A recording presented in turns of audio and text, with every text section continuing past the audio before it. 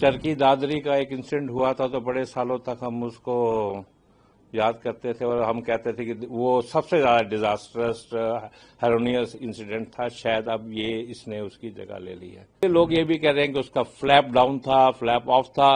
वो बड़ी इतनी पैनी नजर किसकी है मेरे को पता नहीं है। मीडिया कॉल तो जरूर सुनी गई है पर उसके बाद रिएक्ट करने का शायद टाइम ही नहीं मिला। बहुत दुखद समाचार है और शायद एविएशन हिस्ट्री में इन जनरल वर्ल्ड ओवर और इंडिया के लिए बहुत ऐसा है कि हम शायद इसको बुला ही नहीं पाएंगे।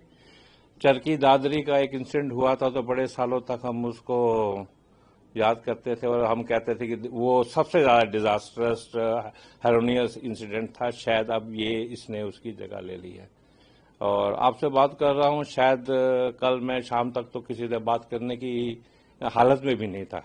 एक तो कुछ पता भी नहीं था क्या बात करें और दूसरा यह था कि बहुत मासूमियत थी कि इसके ऊपर क्या बात करें, ऐसा माहौल ही नहीं था। फिर धीरे धीरे कुछ खबर ऐसी पता लगी कि एविएशन में जो हादसा होता है उन लोगों का रोल ज्यादा होता है जो लोग पीछे खड़े हैं। तो हाई अच्छा खुशी की बात थी कि सारा जो तंत्र था एकदम एक्शन में आ गया। उसके कई कारण थे। मीडिया ने अपना रोल बहुत अच्छा करा कि एकदम इस इश्यू को सेंसिटाइज कर दिया और एयरपोर्ट के पास ही एक्सीडेंट हुआ तो हर आदमी की नजर में एकदम आ गया। उसके पीछे एक दूसरा जहाज जो टेक ऑफ के लिए खड़ा था उसने भी देख लिया। तो जल्दी से जल्दी जिसको हम बोलते हैं फर्स्ट एड जो है एविएशन के अंदर golden minutes and golden hour बहुत इंपॉर्टेंट होता है और इस केस के अंदर golden minute and golden hours के अंदर जो काम होना चाहिए था वो हुआ है और उसी का कारण है कि शायद लोग सोच रहे हैं कि हमारे देश में एक संस्था जो है वो रिएक्ट कर सकती हैं इन दी टाइम ऑफ क्राइसिस। और फिर शाम को चलते चलते एक अच्छी खबर ये मिली कि एक आदमी सोलो सर्वाइवर भी है और मेरी जिंदगी का शायद एक दूसरा इंस्टांस है कि इस टाइप के एक्सीडेंट्स में कोई सर्वाइव करे। 70s के अंदर मैं एक दूसरी ऑर्गेनाइजेशन में काम करता था, उस टाइम एविएशन में नहीं था। तो मेरे ऑफिस में एक आदमी आता था और वो कहता था कि सर ये अमेरिका में एक्सीडेंट हुआ तो उसमें मैं सोलो सर्वाइवर था और हम बिलीव नहीं करते थे। आज हमने अपनी आंखों से देखा है। तो इससे ये भी पता लगता है कि there is a super power, there is a god who comes to the rescue of the people who deserves it. And ये है कि अभी इसका क्या कारण है इसके ऊपर ना हमें जाना चाहिए ना हम जा सकने की हालत में है। पर एविएशन के अंदर क्या है कि जो लोग इस पर चर्चा करते हैं बाद में एक तो अंदर की हालत देखेंगे कि क्या इक्विपमेंट्स में क्या रिकॉर्डिंग है, एक बाहर से विजुअल रिएक्शन है। फॉर्चुनेटली इसके विजुअल के अंदर वीडियो रिकॉर्डिंग बहुत अच्छी एक अवेलेबल है। तो उससे हमें पता लगता है कि जहाज ने टेक ऑफ करा है, टेक ऑफ करते ही वो क्लाइम करने की कोशिश कर रहा है। उसका जो पोज है क्लाइम क्या पर क्लाइम नहीं कर पा रहा है। इसका मतलब क्या है कि उसको कहीं से पावर नहीं मिल रही है। लोगों ने उसके कई अंदाजे लगाए हैं। कोई कह रहे थे कि बर्ड हिट है, अब शायद लोग उसको बर्ड हिट से पीछे हट रहे हैं क्योंकि अगर वीडियो रिकॉर्डिंग है तो उसमें कोई फ्लॉक ऑफ बर्ड्स नजर ही नहीं आ रही हैं। और दूसरा फिर ये लोग ये भी कह रहे हैं कि उसका फ्लैप डाउन था, फ्लैप ऑफ था। वो बड़ी इतनी पैनी नजर किसकी है मेरे को पता नहीं है। पर जब तक ये इन्वेस्टिगेशन नहीं होती तब तक इसके ऊपर हमें होल्ड करना चाहिए और हमारे लोग बड़े सक्षम हैं इन्वेस्टिगेशन करने में। डीजीसीए, आईकेओ सब एजेंसी इंटरनेशनल एजेंसियां हैं और बड़ा सेट ग्लोबल प्रोसीजर है जिसके तहत इसको करा जाएगा। तो हमें आई थिंक टाइम के साथ इसको समझाना चाहिए। एयरक्राफ्ट एक्सीडेंट इन्वेस्टिगेशन ये कोई नई टर्मिनोलॉजी और नई फ्रेजोलॉजी नहीं है कि हम आग लगने के बाद उसको एनालिसिस करने का तरीका ढूंढते हैं। एविएशन में हम जाने जाते हैं कि एविएशन एक ऐसा मीडियम ऑफ ट्रांसपोर्ट है जिसके अंदर हर चीज पहले से ले डाउन है। तो एक्सीडेंट होने के भी चांसेस हैं तो एक्सीडेंट का प्रोसीजर इन्वेस्टिगेशन का भी ले डाउन है। इसमें ये नहीं है कि आईको का प्रोसीजर है तो आईको वाले ही करेंगे, उसके लिए ग्लोबल एजेंसीज हैं और हमारा डीजीसीए भी सक्षम है। तो उसका प्रोटोकॉल यही है कि जो भी इसका ब्लैक बॉक्स है, जो भी इसका वॉइस रिकॉर्डर है उसकी रिकवरी करी जाए। और ब्लैक बॉक्स का मतलब ब्लैक बॉक्स नहीं है, ऑरेंज कलर का बॉक्स होता है और जो पीछे फ्यूजलेज में रखा जाता है और इस केस में उसे इजीली लोकेटेबल हो जाएगा और उसके बाद उसको ओपन करके उसमें एक दो तीन हफ्ते का टाइम भी लग सकता है depending upon the data and criticality of that. उसके अंदर एयरक्राफ्ट मैन्युफैक्चरर के लोग भी इन्वॉल्व होंगे और टेक्निकल लोग भी होंगे, हमारे डीजीसी के लोग भी होंगे और जो भी सक्षम अधिकारी हैं उसके अंदर इन्वॉल्व होंगे और हर चीज डॉक्यूमेंटेड है। इसीलिए हम कह रहे हैं कि थोड़ा वेट करा जाए कि उसमें हर टाइप का डाटा, हर टाइप के मूवमेंट्स रिकॉर्डेड हैं।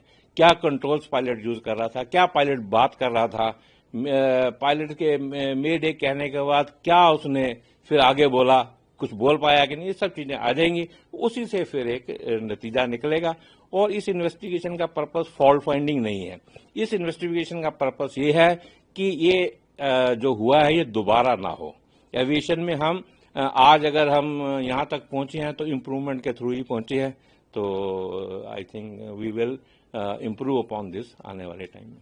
ये कम्युनिकेशन स्ट्रेटजी है, ठीक है। जैसे हम और आप बात कर रहे हैं तो हम आपस में कोई इशारा भी कर सकते हैं कि सर आवाज ऊंची करो, आवाज नीचे करो। मोड ऑफ कम्युनिकेशन है।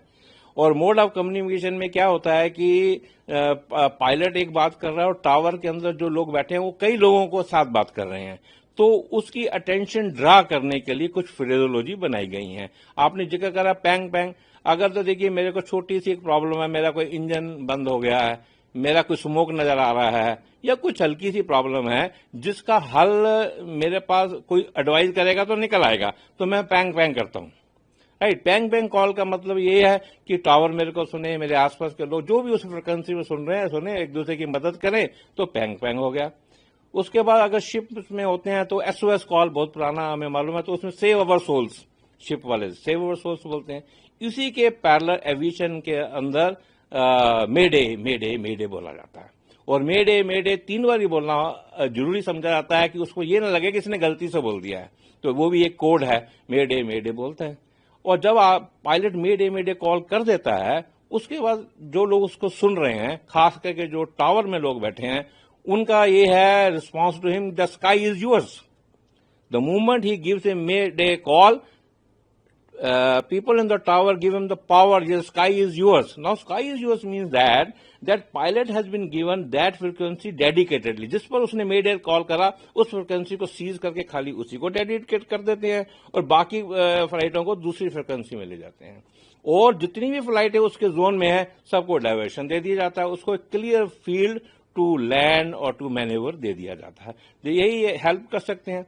इस केस के अंदर मेडे कॉल तो जरूर सुनी गई है, पर उसके बाद रिएक्ट करने का शायद टाइम ही नहीं मिला। और ये अगेन एक इन्वेस्टिगेशन का मामला रहेगा कि मेडे कॉल लेट हुई और मेडे कॉल के बाद उसको टाइम ही नहीं मिला, क्या हुआ, ये सब इन्वेस्टिगेशन के मामले। पर ये एक प्रोटोकॉल मैंने आपको बताया, आपने पूछा था। मैं ये कह दूं कि एविएशन में जो भी होता है सेट मानकों के ऊपर ही होता है। राइट। फ्यूल ज्यादा था, ठीक है, अच्छी बात है, पर ज्यादा इतना नहीं था कि उसकी कैरिंग कैपेसिटी में नहीं था। ठीक है। उसके पास इतना फ्यूल था जितना उसकी सक्षमता में है। ठीक है। सपोज करो मैं एक आदमी 30 किलो की बोरी उठा सकता है, मैं उसमें 100 किलो की डाल दूं तो ठीक है, वो दब जाएगा। पर अगर 30 किलो की उसकी क्षमता है उठाने की, तो 30 किलो दे रहा हूं तो उसको कोई शिकायत नहीं होनी चाहिए। ऐसे ही जहाज के अंदर फ्यूल कैसे लोड किया जाता है, ठीक है, लोग कहेंगे 1,20,000 टन वगैरह, सुनने में तो बड़ा नंबर लगता है, पर जहाज में फ्यूल कैसे लोड किया जाता है। पहले जहाज का लोड फैक्टर, जब जहाज पूरा लोड हो जाता है, पूरा कार्गो लोड, बेली कार्गो लोड हो जाता है, उसके बाद उसको पायलट को एक ट्रिम शीट दी जाती है। ट्रिम शीट के अंदर लोड की बैलेंसिंग और लोड की क्वांटिटी तय हो जाती है। उसके बाद पायलट बोलता है कि अब मेरे को फलाने डेस्टिनेशन पर जाना है और इतना फ्यूल की मेरी रिक्वायरमेंट है, इतना मैं किसी इमरजेंसी के लिए स्टैट्यूटरी उसको लेना ही पड़ता है। जहां आप जा रहे हैं उसके लिए रिटर्न फ्लाइट का आपको फ्यूल लेके ही जाना है। फ्लाइट की शेड्यूल ऐसी ही होती हैं। फॉर्चुनेटली और अनफॉर्चुनेटली ये फ्लाइट थी, लॉन्ग डिस्टेंस फ्लाइट थी, लंदन तक जा रही थी, यूके तक जा रही थी, और फिर नॉन स्टॉप फ्लाइट थी, तो फ्यूल तो उसको पूरा लेके ही जाना, रास्ते में रिफिलिंग होनी है, इसलिए वो नंबर सुनने में ज्यादा लगता है। पर ऐसा नहीं है कि उस फ्यूल की वजह से उसमें कुछ उसको भारी महसूस हो रहा था, ऐसा कुछ नहीं।